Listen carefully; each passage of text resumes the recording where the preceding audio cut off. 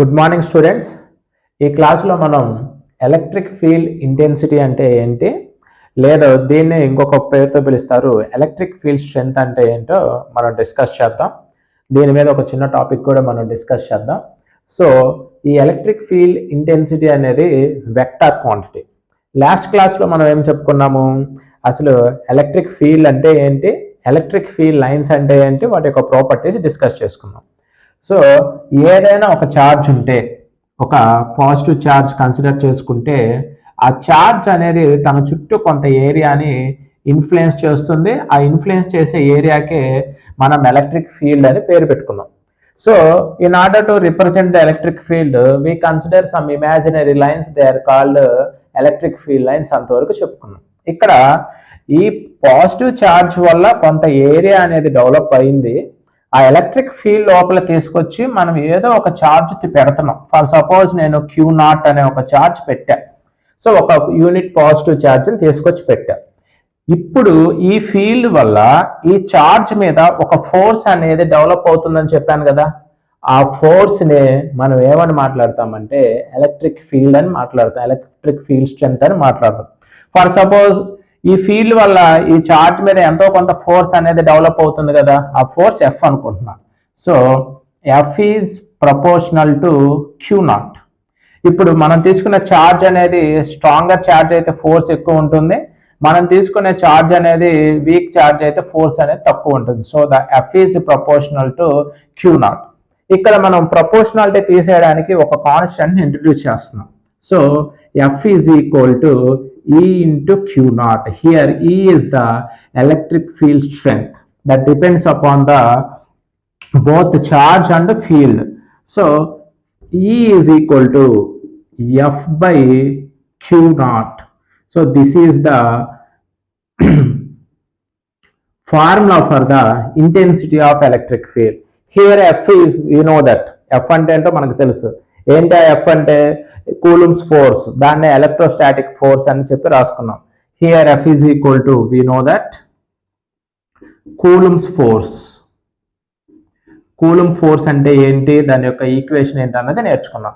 So దీని నుంచి మనం ఏం చెప్పొచ్చు, electric field intensity is directly proportional to the force and electric field intensity is inversely proportional to the charge. ఓకేనా. Next, ఇప్పుడు మీకు what is electric field intensity అంటే ఏందో తెలిసింది అనుకుంటున్నా.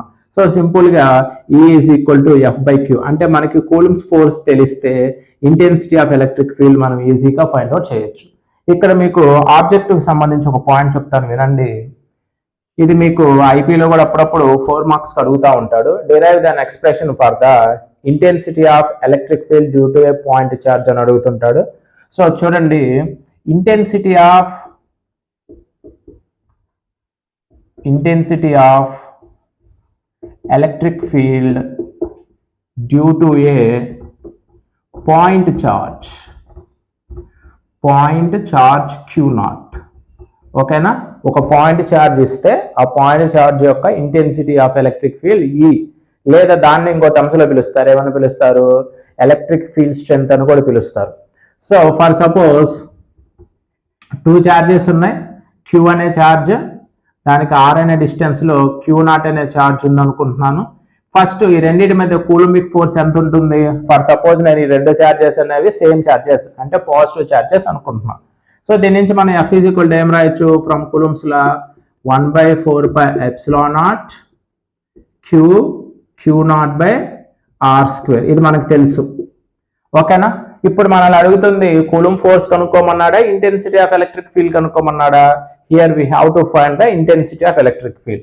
So we know that the formula of intensity of electric field what, E is equal to F by Q0.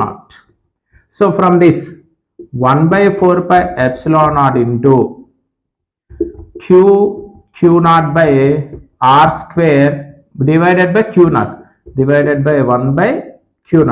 Q0 cancel. So final గా intensity of electric field ఏమొస్తుంది, E is equal to 1/4πε0 into Q by R². So this is the expression for the intensity of electric field due to a point charge. ఇక్కడ నేను మీకు ఒక hint చెప్తాను, objective కు బాగా use అవుతుంది. ఎప్పుడైతే మనకి కూలుంబ్స్ ఫోర్స్ లేదా ఫోర్స్ ఆఫ్ అట్రాక్షన్ లేదా రిపల్షన్ అడిగితే మనకి ఫార్ములా ఏమొస్తుంది, ఎఫ్ ఈజ్ ఈక్వల్ టు పైన న్యూమరేటర్ లో 2 చార్జెస్ తీసుకోవాలి, ప్రొడక్ట్ ఆఫ్ 2 చార్జెస్ తీసుకోవాలి. అదే మనము అంటే ఏం రాయొచ్చు, K into Q square by R square, Q into Q square by R square అయింది.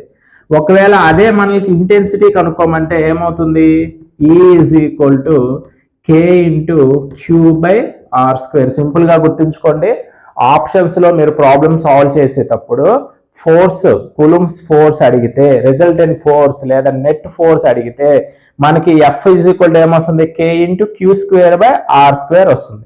అంటే పైన 2 చార్జెస్ తీసుకోవాలి, ప్రొడక్ట్ ఆఫ్ 2 చార్జెస్.